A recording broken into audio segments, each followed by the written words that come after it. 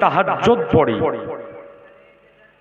তার বাড়ির স্ত্রী এবং মেয়েরা পর্দার সহিত যদি ঘোরাঘুরি করে আর তার সিনার মধ্যে যদি ঈমান না থাকে, তো আর ইবাদতের কোনো মূল্য আছে? একটু জোরে বলেন না। নাই না, ওর ঈমানের কোনো মূল্য, ওর ইবাদতের কোনো মূল্য নাই। সুতরাং সর্বপ্রথম মানুষকে যে জিনিসটা ঠিক রাখতে হয় তার নাম হচ্ছে ঈমান। কিন্তু আজ বর্তমান সময় সোশ্যাল মিডিয়ার মাধ্যমে কিছু আদাতা মৌলবীর বক্তব্য শুনে আমাদেরই ঘরের যুবকেরা এক হয় দাতা আর এক হয় আদাতা। তো এই আদাতা আলেমদের বক্তব্য শোনার পরে নিজের ঈমানের 12টা বাজাতেছে। মোবাইলের মাধ্যম দিয়ে, ইউটিউব ফেসবুকের মাধ্যম দিয়ে কোরআন হাদিস বোঝা যায় না, কোরআন হাদিস শিখা হয় না। আজ একাধিক প্রায় প্রতিটা গ্রামে যদি আপনারা লক্ষ্য করেন দেখবেন যে 2-10টা এইরকম যুবকের জন্ম হয়েছে যে আজকে ফেসবুক ইউটিউবের মাধ্যমে বক্তব্য শোনার পরে আলেমের সঙ্গে পাল্লা দিতেছে। আজিজানে মুহতারাম, একজন ব্যক্তিকে যদি কোরআন এবং হাদিস সঠিকভাবে যদি বুঝতে হয়, সঠিকভাবে যদি জানতে হয়, তার জন্য 1 নয় 2 নয় একাধিক বছর মাদ্রাসাতে লেখাপড়া লাগে। যেমন আপনাকে বলি, যাদের হাতে বড় অ্যান্ড্রয়েড মোবাইল রয়েছে, আপনি এখনই মোবাইলে সার্চ দেন যে টিউমারের অপারেশন কেমন করে করে, আপনাকে ভিডিও সহকারে ইউটিউবে দেখিয়ে দিবে। আপনি গুগলে সার্চ দেন যে ক্যান্সারের অপারেশন কেমন করে করা হয়, আপনাকে ভিডিওর মাধ্যমে দেখিয়ে দিবে। আপনারা জ্ঞানীগুণী মানুষ আমার সামনে বসে আছেন, একজন ছাত্র স্কুলে পড়তে গেল না, MBBS কমপ্লিট করলো না, বাড়িতে বসে বসে মোবাইলের মাধ্যমে যদি মনে করে যে আমি টিউমার কিংবা ক্যান্সারের অপারেশন করা শিখবো, তো ওর পক্ষে সম্ভব হবে? একটু কথা বলতে হবে। কিছু আপনারা বলবেন, কিছু আমি বলবো, মিলে জুলে শেষ করব। বলেন ইনশাআল্লাহ, জোরে বলেন ইনশাআল্লাহ। তাহলে কথার উদ্দেশ্য হলো এটাই যে মোবাইলের মাধ্যম দিয়ে ক্যান্সারের অপারেশন করা শেখা হয় না, মোবাইলের মাধ্যম দিয়ে টিউমারের অপারেশন করা শেখা হয় না। যদি কোনো ব্যক্তি যদি বলে যে আমি ক্যান্সারের অপারেশন শিখব, তো ওই ছাত্রকে এইচএস দেওয়ার পরে সায়েন্স বিভাগে পড়াশোনা করতে হয়, এরপরে হাই র্যাঙ্কের রেজাল্ট করার পরে MBBS কমপ্লিট করার পরে ক্যান্সারের সার্জেন্ট স্পেশালিস্ট হতে হবে। এরপরে ওই ব্যক্তি ক্যান্সার রোগ সম্পর্কে অবগত হতে পারবে। আজিজানে মুহতারাম, আমার জানা মতে যে একজন ছাত্রকে যদি ডাক্তার হতে হয়, MBBS কমপ্লিট করতে হয়, কম থেকে 16 থেকে 18 বছর পড়া লাগে, শুরু থেকে নিয়ে শেষ পর্যন্ত। এরপরে ওই ব্যক্তি ডাক্তার হয়। কিন্তু আজ দেখা যায় যে মাদ্রাসায় জীবনও যায়নি, মাদ্রাসার গেট কেমন জিনিস সেটাও দেখেনি, মাদ্রাসায় কেমন নিয়মে পড়া হয় এটাও বুঝে না। অর্থাৎ হাতে একটা মোবাইল আছে, 10 টাকা খরচ করে একটা বাংলা বুখারী শরীফ ডাউনলোড করে মানুষকে আজকে বিভ্রান্তির মধ্যে ফেলে মানুষের ঈমানকে ধ্বংস করছে। একটা ছোট্ট উদাহরণ একটু বুঝবেন। গ্রামগঞ্জে আগেকার যুগে এবং এখনো দেখা যায় যে কিছু হাতুড়িয়া ডাক্তার আছে। হাতুড়িয়া ডাক্তার বুঝেন তো? আপনার সার্টিফিকেট নাই, গ্রামে একটা ছোট্ট ক্লিনিক খুলে আছে, তো মানুষের অসুখ হলে প্রাথমিক চিকিৎসাটা দেয়, এখনো পাবেন। তো এইরকম এক হাতুড়িয়া ডাক্তার একটা গাছের তলাতে আপনার একটা টেবিল লাগিয়ে দিয়ে দাঁত তোলার কাজ করে। মানুষের দাঁতের অসুখ হলে দাঁত উঠিয়ে দেয়। তো ধরেন যে একজন ব্যক্তি দাঁতের অসুখ হয়েছে, দাঁত লড়বড় করছে, পচে গিয়েছে, ব্যথা করছে, তো ওই হাতুড়িয়া ডাক্তারের কাছে গেছে যে ভাই আমার দাঁতটা হিলছে, একটু উঠিয়ে দাও। তো ডাক্তার সাহেব বলছে যে দাঁত তো উঠিয়ে দিব, কিন্তু আমি একটা দাঁত তোলা 10 টাকা নিই। ক টাকা নেয়? 10 টাকা। তো বললেন ঠিক আছে 10 টাকা দিব, দাঁতটা উঠিয়ে দাও। তো আপনারা সকলেই জানেন যে দাঁত যে ডাক্তারে উঠায়, দাঁত উঠানোর পূর্বে ইনজেকশন দিয়ে অবশ করা হয়, হয় না? হয় না? অবশ করার পরে দাঁতকে উঠানো হয়, রুগী বুঝতেও পারে না। কিন্তু ই মাল তো হচ্ছে হাতুড়িয়া মাল, এর নিকটে তো অবশ করার ইনজেকশন নাই। একেবারে প্লাস দিয়ে ধরার পরে টানিয়ে উঠে রোগীর ব্যথা হয়েছে। দাঁত উঠানোর পরে বলছে ভাই তুমি 40 টাকা দাও। বলে কেন? 10 টাকা কথা করে দাঁত তুলতে এসেছি, 10 টাকাই দেবো, 40 টাকা কেন? বলে তোমার দাঁত তোলা হলো 10 টাকা, আর তোমার দাঁত তুলতে যে তুমি এত জোরে চিৎকার করেছো, তোমার চিৎকার আমার 3টে রুগী পালিয়ে গেছে। তাইলে হলো তোমার 10 আর 3 10 30, তাইলে টোটাল 40 টাকা দাও। তো রুগী চিন্তা করছে ব্যাপার কি রে, আমি দাঁত লিয়ানো পচা সরা, এমনি করে টান মারলি উঠে দেবে, কিন্তু এত শক্তি দিয়ে উঠালো কেন? যাওয়ার পরে আয়নাতে হা করে দেখছে তো পচাটা পচার জায়গায় আছে, ভালো দাঁত উপড়ে ফেলে দিয়েছে। তার মানে বোঝা গেল এটাই যে যে ব্যক্তি কোনোদিনও ডাক্তারি লাইন না পড়ে দাঁত তোলার চাকরি করবে, দাঁত তোলার ডাক্তারি করবে, ওই ব্যক্তি পচা দাঁতের জায়গাতে ভালো দাঁত উপড়ে ফেলবে। আর ওই রকম কোন ব্যক্তি যদি কোরআন এবং হাদিস শিক্ষা না করে, কোরআন এবং হাদিস নিয়ে পণ্ডিতি যদি করতে যায়, তো দাঁত তো উপড়াবে না, আপনার ঈমানকে উপড়ে ফেলে দিবে। সুবহানাল্লাহ, সুবহানাল্লাহ। কথা ক্লিয়ার হলেন?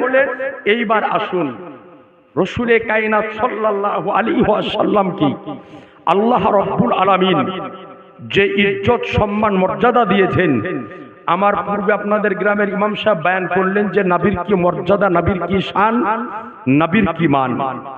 এই নবী সম্পর্কে আল্লাহ রাব্বুল আলামিন ইরশাদ করেন, ইয়া আইয়ুহান নাস, হে মানব জাতি, কদ জাআকুম, তোমাদের নিকটে এসেছে আল্লাহর নিকট থেকে একটি বুরহান, একটি দলিল, একটি মুজিজা। তো আল্লাহ রাব্বুল আলামিন সমস্ত জগৎবাসীকে ডাক দিয়ে বললেন যে নিশ্চয় তোমাদের নিকটে আল্লাহর পক্ষ হইতে এসেছে একটি বুরহান, একটি মুজিজা।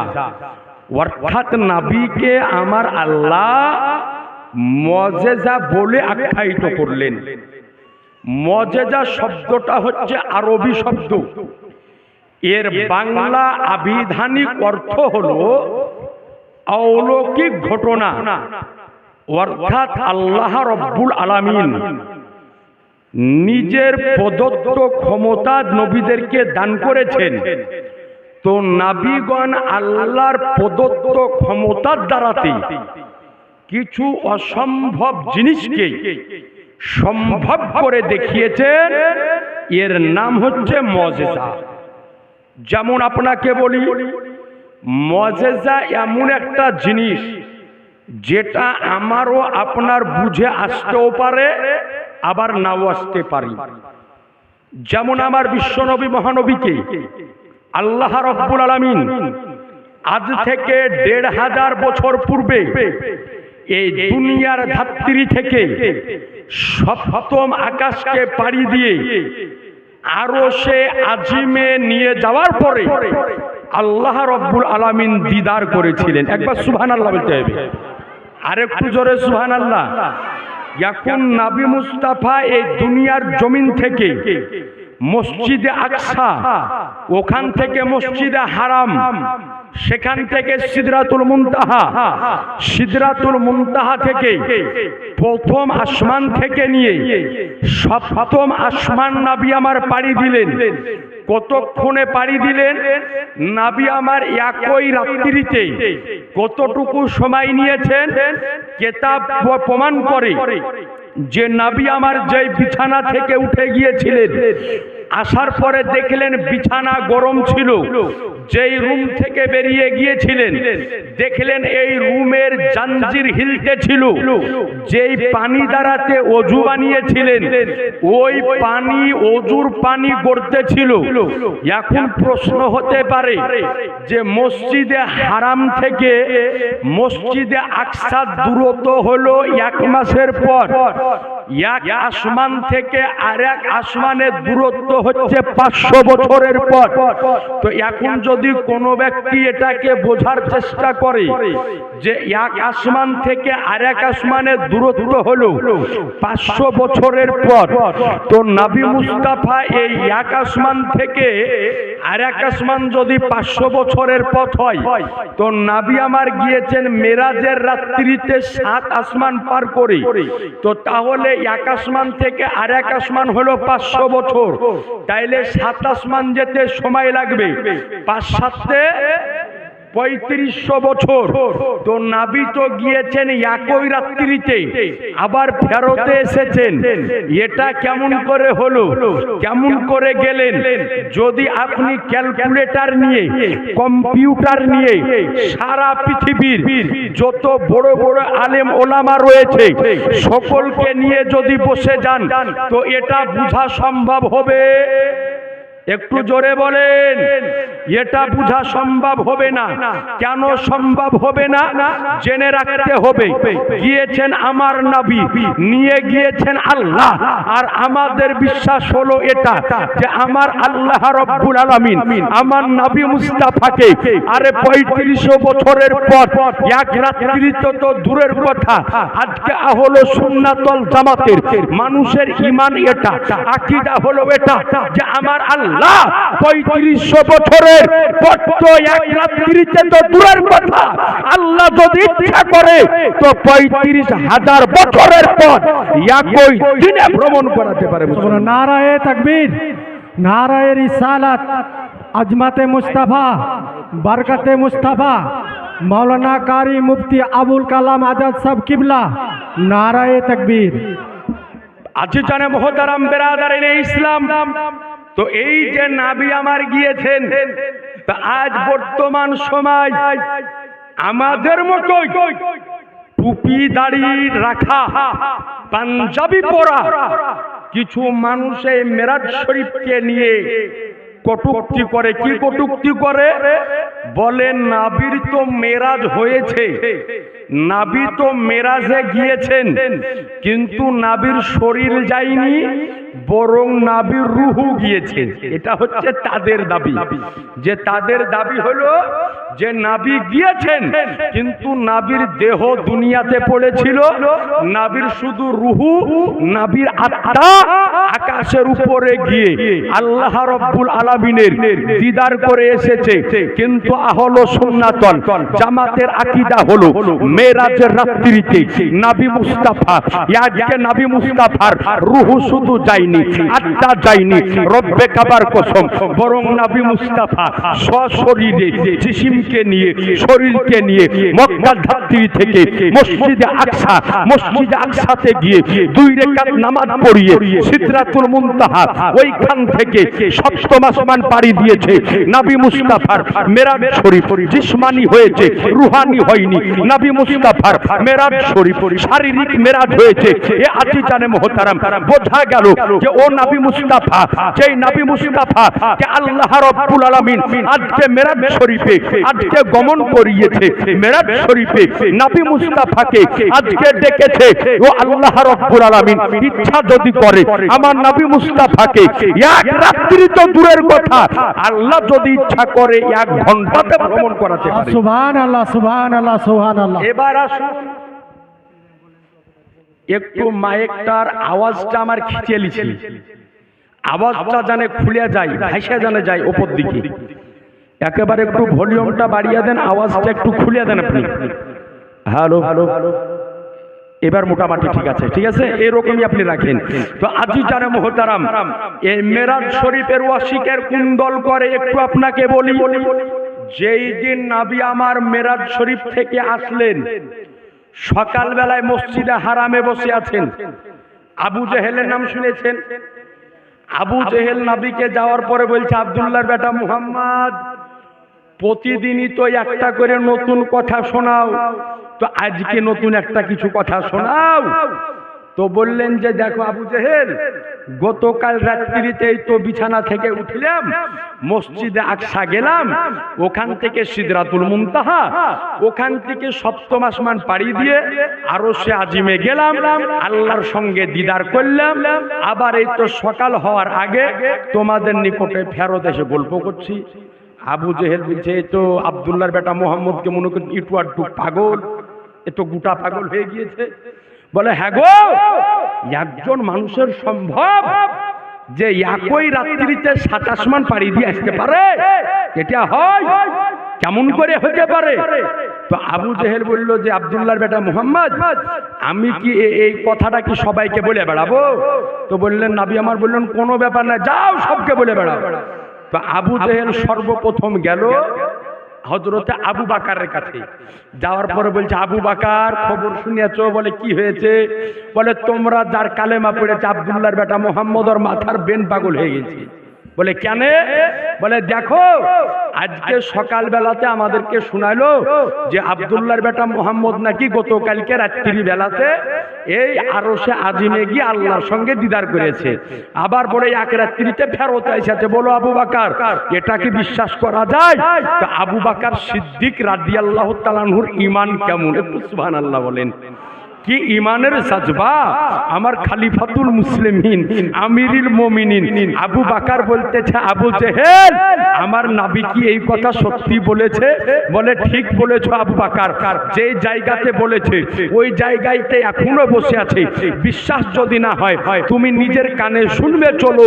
তো সঙ্গে সঙ্গে খালিফাতুল মুসলিমিন আমিরুল মুমিনিন আবু বাকার সিদ্দিক বলতেছে, ও আবু জেহেল শোনো, আমার নবী যখন বলেছে আমি আজকে সপ্তম আসমান পাড়ি দিয়ে আল্লাহর সঙ্গে দিদার করেছি, মেরাজ করেছি, তো আমি আবু বাকারের আর বোঝার দরকার নাই, শোনার দরকার নাই, আমি বিনা দলিলে আমার নবীর মেরাজকে বিশ্বাস করে নিলাম।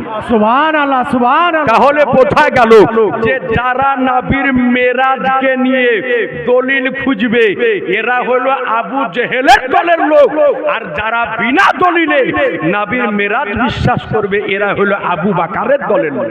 সুবহানাল্লাহ। এবার আপনি বলেন আমরা আবু বাকারের দলের লোক না আবু জেহেলের দলের লোক? এই জোরে বলেন, আরেকটু জোরে। কেন বলিয়ে নিচ্ছি জানেন? আমাদের দুই কাঁধে দুটো ফারিস্তা আছে। আপনি মুখে একবার বলবেন যে আমি আবু বাকারের দলের লোক, এটা যদি একবার আল্লাহ কবুল করে নেয় আপনার বেড়া পার হয়ে যাবে। সুবহানাল্লাহ। এর জন্য মাঝে মাঝে একটু আওয়াজ দিবেন, তাহলে জানতে হবে যে ও আমার রাসূলে কায়নাত সাল্লাল্লাহু আলাইহি সাল্লামকে আল্লাহ যে মেরাজ শরীফে নিয়ে গিয়েছিলেন, এই মেরাজ শরীফ ছিল শারীরিক মেরাজ, জিসমানি মেরাজ। এই মেরাজ শরীফে আজকে নবী আমার গিয়েছিলেন, এই মেরাজ শরীফ ছিল আল্লাহর তরফ থেকে আমার নবী মুস্তাফার একটা শ্রেষ্ঠ মুজিজা। এইবার আসুন, যতজন নবী এই পৃথিবীর বুকে এসেছেন প্রত্যেক নবীকে আল্লাহ কিন্তু মজেজা দান করেছেন, প্রত্যেক নবীকে ক্ষমতা দান করেছেন। যেমন এই দুনিয়ার বুকে একজন নবী এসেছিলেন, নাম হচ্ছে তার দাউদ নবী, নাম শুনেছেন? দাউদ আলাইহিস সালাম। দাউদ আলাইহিস সালামকে আল্লাহ এমন একটা ক্ষমতা দান করেছিলেন যে তিনি যখন লোহাকে হাতে ধরতেন তো ওই লোহা মমের মতো গলে হাতের মধ্যে থেকে যেত। একটু জোরে বলেন না সুবহানাল্লাহ। এরপরে দাউদ নবীকে আল্লাহ রাব্বুল আলামিন এইরকম একটা ক্ষমতা দিয়েছিলেন যে দাউদ আলাইহিস সালামের উপরে যে কিতাব নাজিল করা হয়েছিল জাবুর শরীফ, এই জাবুর শরীফ তিনি যখন সমুদ্রের কিনারায় বসে বসে তেলাওয়াত করতেন, তো তিনার কণ্ঠের মধ্যে আল্লাহ রাব্বুল আলামিন এই রকম মধু দিয়েছিলেন যে তিনার কণ্ঠের আওয়াজ শুনে সমুদ্রের মাছেরা কিনারায় লেগে যেত। সুবহানাল্লাহ সুবহানাল্লাহ। একটু জোরে হবে না? সুবহানাল্লাহ। আর একটু আওয়াজ দিয়ে। তো এই রকম যত নবী এসেছেন প্রত্যেক নবীকে আল্লাহ কোনো না কোনো ক্ষমতা দিয়েছিলেন। যেমন এই পৃথিবীর বুকে একজন নবী এসেছিলেন, নাম হচ্ছেন ঈসা আলাইহিস সালাম। তিনাকে আল্লাহ এই রকম ক্ষমতা দিয়েছিলেন যে ঈসা আলাইহিস সালাম মুর্দা মানুষকে জীবিত করতে পারতেন। একটু জোরে। তো হযরত ঈসা আলাইহিস সালাম যখন বনি ইসরাইল গোত্রের লাগাতার 4 জন ব্যক্তিকে, মুর্দা ব্যক্তিকে জীবিত করলেন, তো যারা ঈসা নবীর দুশমন ছিল তারা বলল যে এই যে লোকগুলা ঈসা নবী জিন্দা করলো, এগুলা একটাও মরে ছিল না, সব বেহুশ হয়ে পড়েছিল, ঈসা নবী সারা করলে উঠে গেল। মানে বিষয় হলো যে কেউ যদি কারো প্রতি দুশমনি করে তো যেমন করে হোক দোষ বাহির করবেই। এটা হচ্ছে মানুষের মধ্যে একটা ফিতরাত, যে যদি কোনো দিক দিয়ে যদি তাকে খারাপ ভাসবাসে, তার প্রতি শত্রুতা যদি থাকে, তো যেমন করে হোক না কেন তার দোষটা ত্রুটি বের করবেই করবে। তো তারা বলল যে এই মানুষ গেলে একটা মরিয়া ছিল না, সব বেহুশ হয়ে পড়েছিল, আর ঈসা নবী সারা করলো, সব গেলে উঠে গেল। তো ঈসা নবী বলল যে চলো কবরস্থানে, তোমাদের এখানে পুরনো কবরস্থান কোথায় আছে নিয়ে চলো। কোরআন শরীফের ঘটনা। তো হযরত ঈসা আলাইহিস সালামকে একটা কবরস্থানে নিয়ে যাওয়া হলো, 4000 বছরের পুরনো কবরস্থান। সামনে একটা কবর দেখানো হলো, বলা হলো যে কবরটা কার? তো বললে কবরটা হচ্ছে নূহ নবীর বেটা শামের কবর। সুবহানাল্লাহ বলেন। নূহ নবীর 4টে বেটা ছিল। কয়টা? জোরে বলেন। 4টে বেটা ছিল। একটার নাম ছিল হাম, একটার নাম ছিল শাম, একটার নাম ছিল ইয়াফাস, আর একটার নাম ছিল কানান। এই 4টে বেটা ছিল হযরত নূহ আলাইহিস সালামের। তো বলল যে এই কবরটা কার? তো বলল এই কবরটা হলো নূহ নবীর বেটা শামের। বলে কতদিন আগে তাকে কবর দেওয়া হয়েছে? বলে আজ থেকে কম অবশ্য 4000 বছর আগে নূহ নবীর বেটা শামকে এই জায়গাতে কবর দেওয়া হয়েছে। আল্লাহর পয়গম্বর ঈসা আলাইহিস সালাম যেমনই ওই কবরের দিকে ইশারা করা, রব্বে কাবার কসম, সঙ্গে সঙ্গে নূহ নবীর বেটা শাম 4000 বছর পরে নিজ কবর থেকে জীবিত হয়ে এসেছিল। মুসলমান জীবিত হয়ে আসলেন। আসার পরে কথা বলতে আরম্ভ করলেন। বললেন কি ব্যাপার, কিয়ামত কি আরম্ভ হয়ে গিয়েছে? কারণ উনি জানেন যে কিয়ামতের সময়তে প্রত্যেকটা মানুষকে কবর থেকে জীবিত বের করা হবে। সুবহানাল্লাহ। তো বললেন না, কিয়ামত শুরু হয়নি। ঈসা পয়গম্বরের সঙ্গে কয়েকটা কথা বলা হলো, বলার পরে আবার পুনরায় কবরে চলে গেলেন।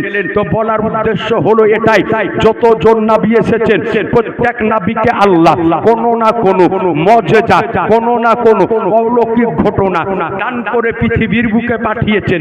আজকে আদম নবীকে পৃথিবীর বুকে পাঠালেন, মুজিজা দান করে পাঠালেন। নূহ নবীকে মুজিজা দান করে পাঠালেন। ইব্রাহিম নবীকে মুজিজা দান করে পাঠালেন। ইসমাইল নবীকে মুজিজা দান করে পাঠালেন। ইসহাক নবীকে মুজিজা দান করে পাঠালেন। ইয়াকুব নবীকে মুজিজা দান করে পাঠালেন। ইউনুস নবীকে মুজিজা দান করে পাঠালেন। মুসা কালিমুল্লাহকে মুজিজা দান করে পাঠালেন। ঈসা রূহুল্লাহকে মুজিজা দান করে পাঠালেন। যতজন নবী এসেছেন প্রত্যেক নবীকে কোনো না কোনো মুজিজা দান করে, কোনো না কোনো অলৌকিক ঘটনা দিয়ে পৃথিবীর বুকে প্রেরণ করেছেন। কিন্তু যেই সমাজে আমার শাহানশাহে জিবাকার, মদিনাকে তাজদার, আহমদে মুখতার, নবীকে সত্তার, দোনো জাহানের মালিক ও মুখতার আমার নবী মুস্তাফাকে আল্লাহ রাব্বুল আলামিন পৃথিবীর বুকে প্রেরণ করলেন, তো নবী মুস্তাফার মস্তক থেকে নিয়ে কদম পর্যন্ত প্রত্যেকটা অঙ্গকে মর্যাদা বানিয়ে দিলেন। সুবহানাল্লাহ। নারায়ে তাকবীর, নারায়ে রিসালাত। ওলামায়ে আহলে সুন্নাত জশ্নে ঈদ মিলাদুন নবী মাঠকলিঠা জুলুস কমিটি আল্লামা মাওলানা আবুল কালাম আজাদ সাহেব কিবলা, নারায়ে ये তাকবীর। আব্দুজানে মুহতারাম, তাহলে বোঝা গেল নবীকে পাঠালেন মর্যাদা দান করে নয়, বরং